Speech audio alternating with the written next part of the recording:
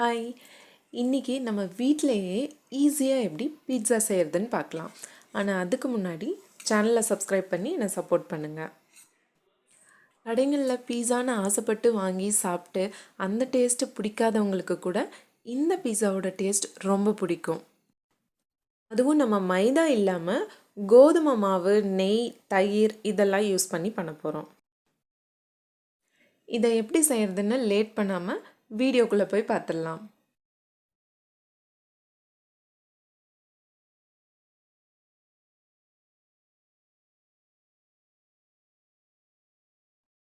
கோதுமை மாவு 1/2 கிலோ பேக்கெட்டில் பாதி அளவு எடுத்துக்கிறேன்.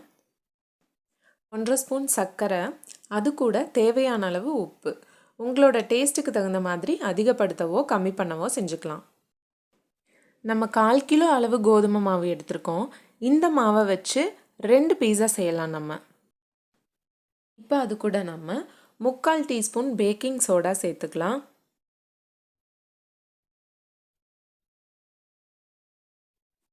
அது கூடவே ஒரு 1/2 டீஸ்பூன் பேக்கிங் பவுடர் அதையும் சேர்த்துக்கலாம்.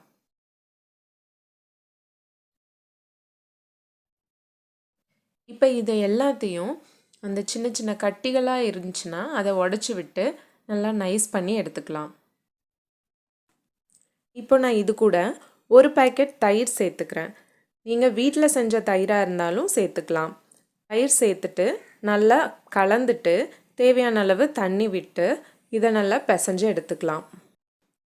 இப்போ நம்ம பிசைஞ்சிட்ருக்க இந்த மாவு கையில் பிசு பிசுன்னு ஒட்டுது. பாருங்க, இந்த மாதிரி ஒட்டுது. அதனால் நான் கையை வாஷ் பண்ணிட்டு வந்துட்டேன்.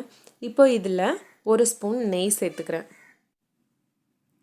நெய் சேர்த்துட்டு அந்த நெய்யை எல்லா இடத்துலையும் படுற மாதிரி தேய்ச்சி விட்டுட்டு இப்போ பிசைய ஆரம்பிக்கலாம். திரும்பவும் நல்லா அழுத்தம் கொடுத்து இந்த மாதிரி பிசையலாம்.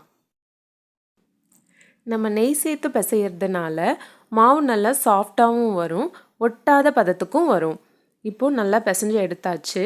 இப்போ பாருங்கள், கையில் எந்த மாவுமே ஒட்டலை, அந்த அளவுக்கு பிசைஞ்சு எடுத்துட்டோம். உங்களுக்கு தேவைப்பட்டால் இன்னும் கொஞ்சம் நெய் போட்டு பிசையலாம், இன்னும் கையில் ஒட்டுற மாதிரி இருந்துச்சுன்னா. இப்போது நான் பிசைஞ்சதுக்கப்புறம் இன்னும் ஒரு ஸ்பூன் நெய் விட்டுட்டு அந்த நெய்யை எல்லா பக்கமும் படுற மாதிரி தடவி எடுத்து வச்சுக்கிறேன். இந்த மாதிரி எல்லா பக்கமும் நெய் படுற மாதிரி தடவிட்டு ஒரு பாத்திரத்தில் வச்சுட்டு நம்ம மூடி வச்சிடலாம். இதை ஒரு 10 to 20 நிமிஷம் நம்ம மூடி வச்சுட்டு அதுக்கப்புறம் அதை ஓப்பன் பண்ணி பார்க்கும்போது இன்னுமே மாவு நல்லா சாஃப்டாக வந்திருக்கும். அமுத்துனா இந்த மாதிரி ரொம்ப சாஃப்டாக நம்மளுக்கு உள்ளே போகும். இப்போ இதை திரும்பவும் ஒரு 5 மினிட்ஸ் வரைக்கும் நம்ம பிசைஞ்சுக்கலாம். இப்போது இந்த மாவில் 2 பீட்சா செய்யலான்னு சொல்லியிருந்தேன். அதனால் இந்த மாவை 2 பாகமாக பிரித்து எடுத்து வச்சாச்சு. அதில் ஒரு பாகத்தை மட்டும் நம்ம பீட்சாவாக போட்டுடலாம். அதுக்கு முன்னாடி அந்த பிளேட்டில் ஆயில், நெய், பட்டர் இதில் எது உங்ககிட்ட இருக்கோ, எது உங்களுக்கு விருப்பமோ அதை தடவிக்கலாம். இந்த மாதிரி பிளேட்டு ஃபுல்லாக சைடு கீழே எல்லா பக்கமும் தடவி எடுத்துக்கலாம். பிளேட்டு ஃபுல்லாக படுற மாதிரி இந்த ஏரியா எல்லாம் கவர் ஆகணும். தடவி எடுத்தாச்சு. இப்போது அதில் ஒரு பாகத்தை மட்டும் எடுத்து இந்த பிளேட்டில் வச்சு நம்ம ப்ரெஸ் பண்ணி கொடுக்க போகிறோம்.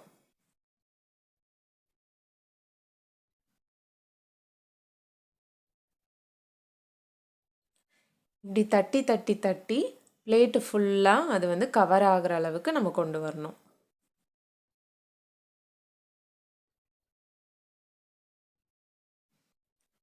இப்போது பிளேட்டு ஃபுல்லாக வர்ற மாதிரி கொண்டு வந்தாச்சு.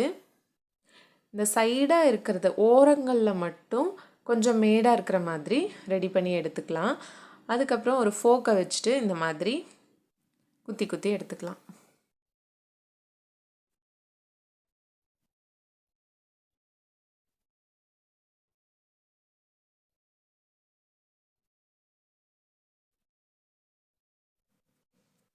இப்போது இது மேலே பீட்சா சாஸ் நம்ம ரெடி பண்ணி வச்சுருக்கோம் வீட்லேயே, அதையும் இது கூட ஆட் பண்ணிக்கலாம். நல்லா ஃபுல்லாக ஸ்ப்ரெட் ஆகிற மாதிரி தேய்ச்சி விட்டுடலாம். இப்போ தேய்ச்சி எடுத்தாச்சு. இதுக்கு மேலே மொசரெல்லா சீஸ் வச்சு பீட்சா பண்ணுவாங்க. எனக்கு மொசரெல்லா சீஸ் கிடைக்காததுனால நம்ம நார்மல் அமுல் ஸ்லைஸ் சீஸ் தான் எடுத்திருக்கேன். அதை எல்லா பக்கமும் இருக்கிற மாதிரி பிச்சு பிச்சு நான் போட்டுக்கிட்டேன். அது மேலே வெஜிடபிள்ஸை அடுக்கி வச்சாச்சு.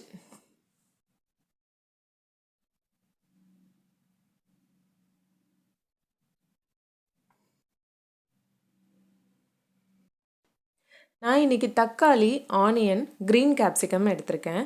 உங்களுக்கு என்ன வெஜிடபிள்ஸ் வேணுமோ அதை ஆட் பண்ணிக்கலாம். இதுக்கு மேலே இன்னொரு லேயர் சீஸை நான் ஸ்ப்ரெட் பண்ணிக்கிட்டேன். கேஸில் தோசைக்கல் வச்சுட்டு அது மேலே இந்த நம்ம பிளேட்டை அப்படியே வச்சுக்கலாம்.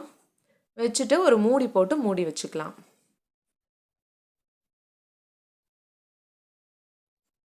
கொஞ்ச நேரம் ஒரு 5 மினிட்ஸ் ஆச்சு. கொஞ்சம் ஸ்ப்ரெட் ஆகிருக்கு, இன்னும் கொஞ்சம் வேகணும். மூடி வச்சிடலாம். இப்போது 20 மினிட்ஸ் ஆச்சு. நல்லா வெந்து வந்துருச்சு. நம்ம பீட்சா ரெடி ஆயிடுச்சு.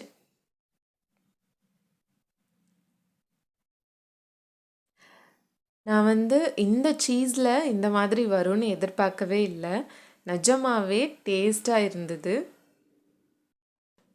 நீங்களும் உங்கள் வீட்டில் ட்ரை பண்ணி பாருங்கள். உங்களுக்கு நிஜமாவே ரொம்ப பிடிக்கும். ட்ரை பண்ணி பார்த்துட்டு எப்படி இருக்குன்றதை எனக்கு கமெண்ட் பண்ணுங்கள். பீட்சா சாஸ் பண்ணுறது எப்படிங்கிறத நான் ஷார்ட்ஸில் வீடியோ போட்டிருக்கேன். டீட்டெயில்டு வீடியோ வேணும்னாலும் கமெண்ட் பண்ணுங்கள், நான் போடுறேன். இந்த வீடியோவை லைக் பண்ணுங்கள், ஷேர் பண்ணுங்கள், கமெண்ட் பண்ணுங்கள். மறக்காமல் சப்ஸ்கிரைப் பண்ணுங்கள். தேங்க்யூ.